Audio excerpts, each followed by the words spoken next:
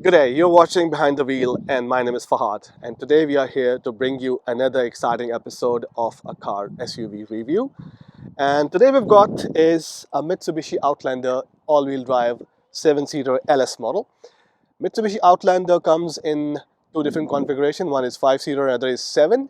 The 5-seat configuration starts with a price tag of around 44,000, and the 7-seat initial variant starts with a price tag of around 48,000. So this one is just an initial variant which does not come with any leather seats or heads-up display or a sunroof, but we are just going to review the overall performance and the ride of the car.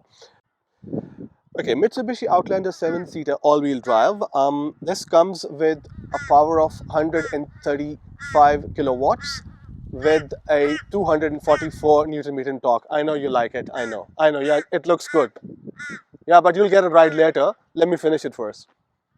Cheers, buddy. All right, so let's have a look at the exterior first. I'm going to start from the front over here. The front side, we've got a good front big logo of Mitsubishi, and underneath you can see there is one sensor here. Now, there's one bad thing. It doesn't have any camera over here in front. It doesn't give you any 360-degree view camera, but this is just a front sensor. The main highlight of the front is this sharp and slender LED daytime light, which is very prominent in the front. And if you look at the whole front, these two lights on the sides give it a very good nice look. um, Mitsubishi Outlander 7-seat, it comes with a 10 years warranty as well as a 10 years cap servicing, so it is pretty good and a big peace of mind for the buyer having a 10 years warranty and 10 years capped price servicing. Front sensors over here. We've got the matching bumper and the bottom, which has got some grille over here in black color. As we move around, we've got some very sleek and stylish LED lights, which is very beautifully designed over here and gives it a very good front and side look.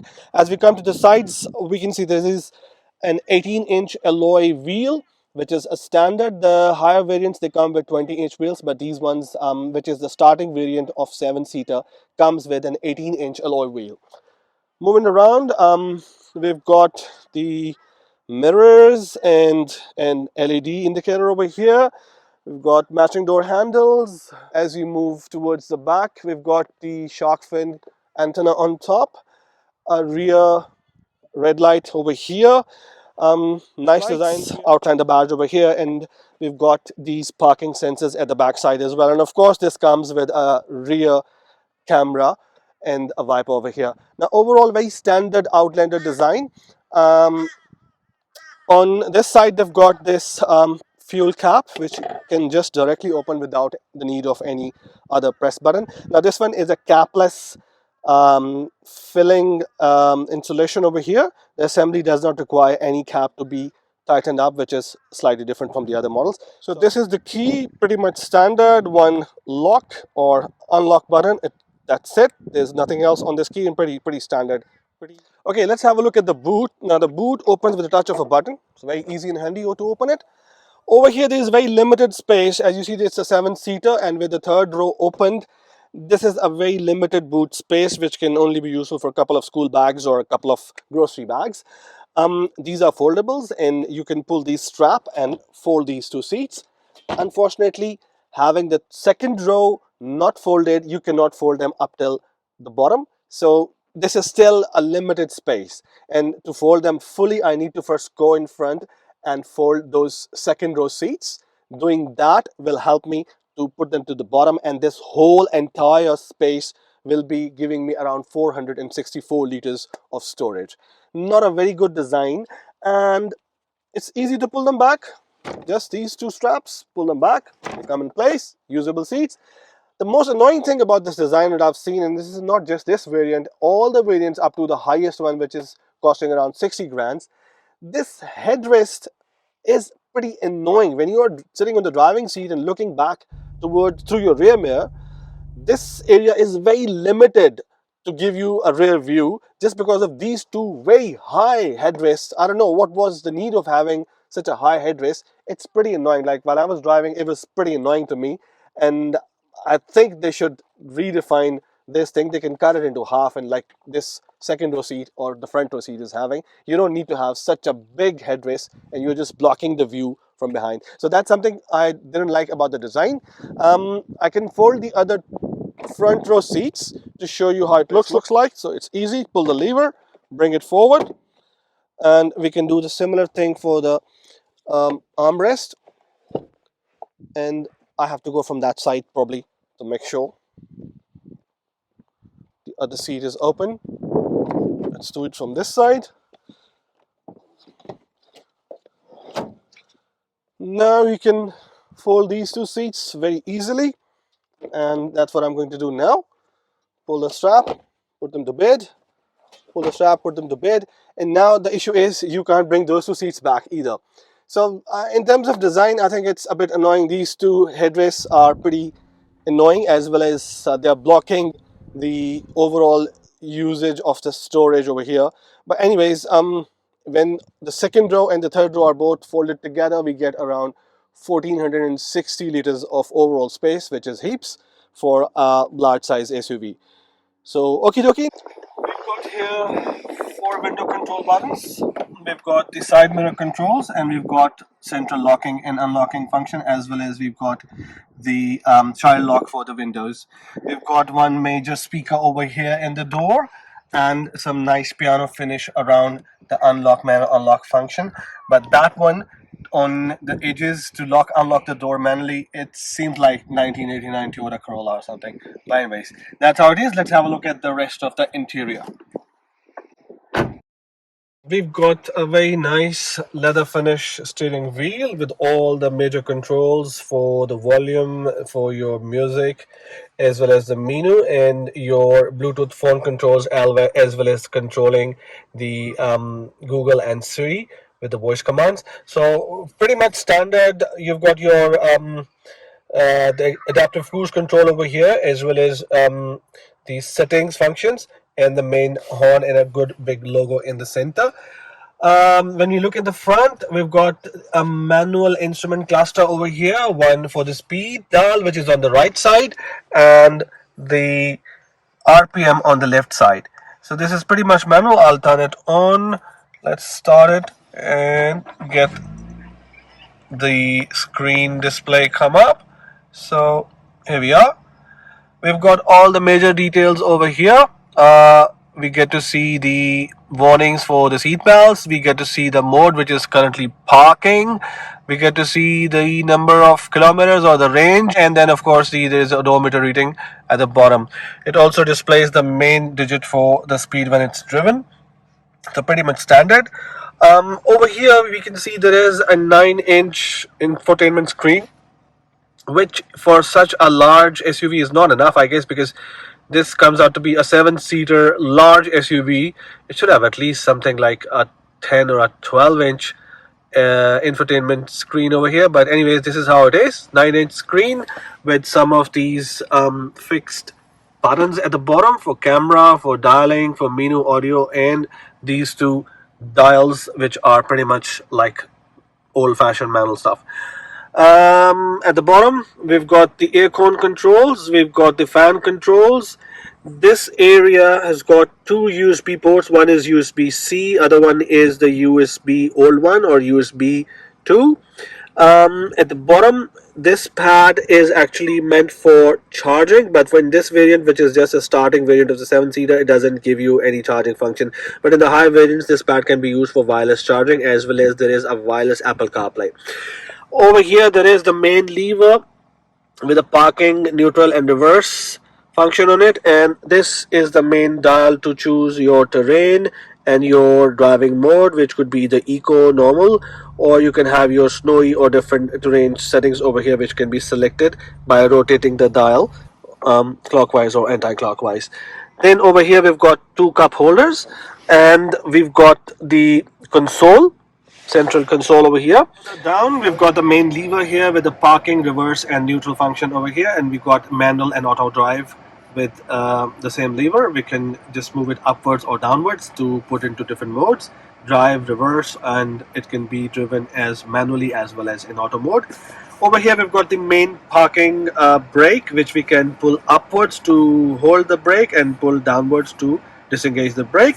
Auto hold function, which is very common these days, to press it and it helps you holds the parking function as soon as you come to your car comes to rest. A bit of piano finish over here, a bit of a silver lining, and over here we've got two major cup holders, and the main console is over here. In the front we've got a normal glove box, and this has got a bit of a piano finish and the acorn vents. So pretty much standard sitting in this variant, nothing out of the ordinary, and we've got the manual instrument cluster. Now let's have a look at the cup holders and the storage functions over here. This is a normal size water bottle for kids. Let's see if it fits. That fits well, and that's your bigger water bottle. Probably it can still stay in the slot, but not fitting very well. I'll try to put it in the door pocket.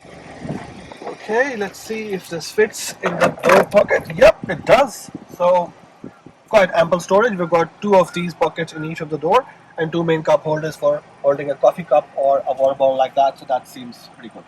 Okay, let's have a look at the rear seats now, if they can fit a person like me into the rear seats.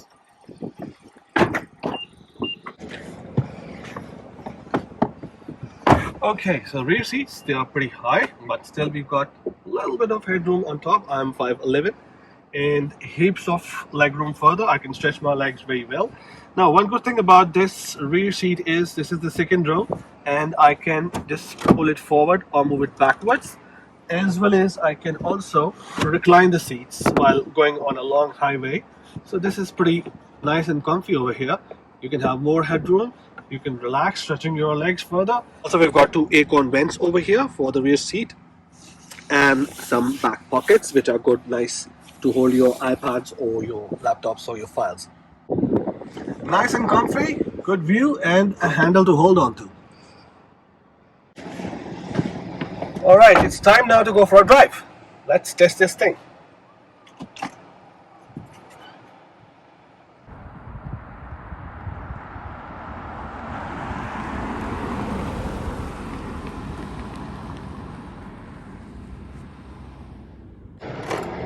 Now, one thing is that this is a 2.5 liter petrol engine, which is a non-turbo normal petrol engine. It gives you some raw power and some good nice initial acceleration, which is okie dokie for a 7-seat big size SUV like this.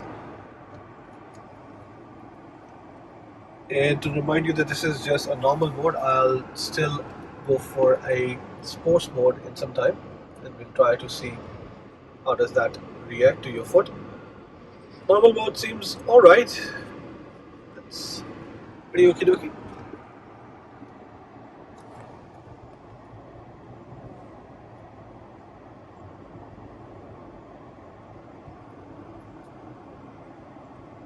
Nice sunny day. A lot of people coming out on the roads to enjoy the sun. Okay. So are we.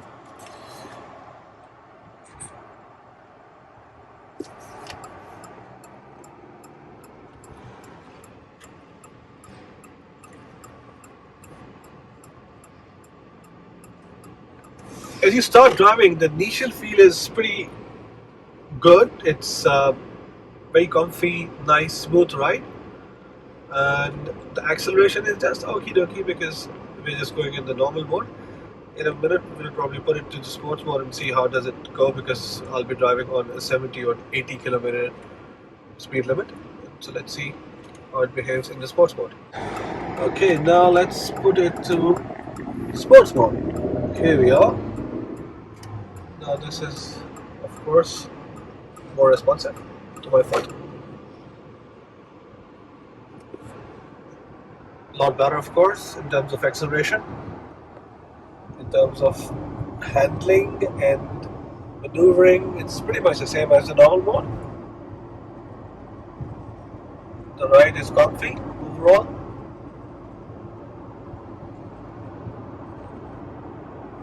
It's actually not bad. I mean, this is pretty good in sports mode, yes.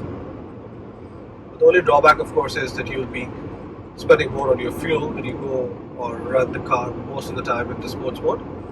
Currently, I'm going on a 70 kilometers per hour zone, and on 70 k's, it's giving me really nice and smooth ride on a not so good road, on a bumpy old road, which is good for a car like this. It's got all the bells and whistles you need, like lane departure assist, lane keep assist, the blind spot indicator, and At the roundabout, take the first exit. of course the Apple CarPlay and the Bluetooth, which is very handy these days.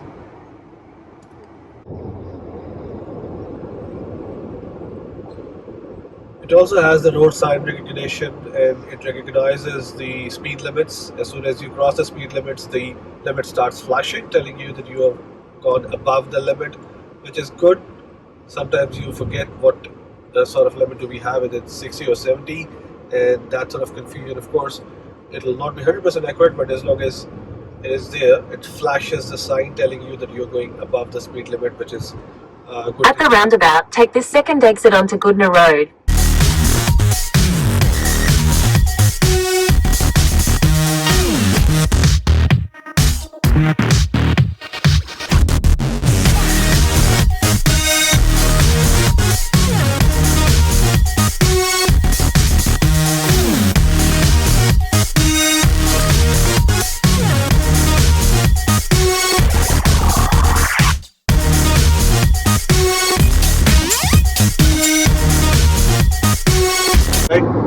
Right now we are on the highway, and we have just done our 0 to 100 speed test on our same recording camera.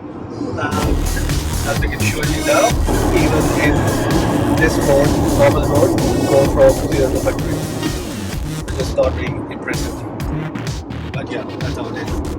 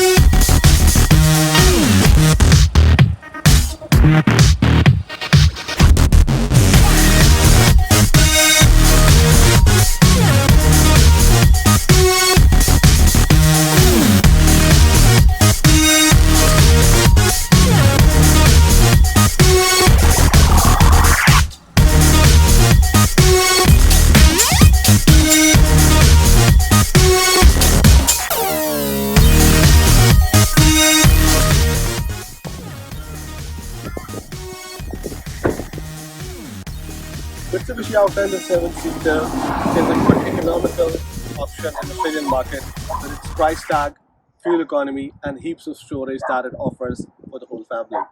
But there are some cons, as you mentioned in the video, some plasticky interior, some design issues, and not very impressive throttling or acceleration. But still, with its 10 years cap price servicing and 10 years warranty, it provides a good economical option for the whole family in Australian market with the price tag of around 44,000. Please do like and subscribe to the channel to support the channel, and we'll keep working on bringing you more reviews from Australian market, and we will also focus more on EVs in the future. This is Fahad signing off. Till next time when we bring you another video, you guys have fun. Cheers. Bye.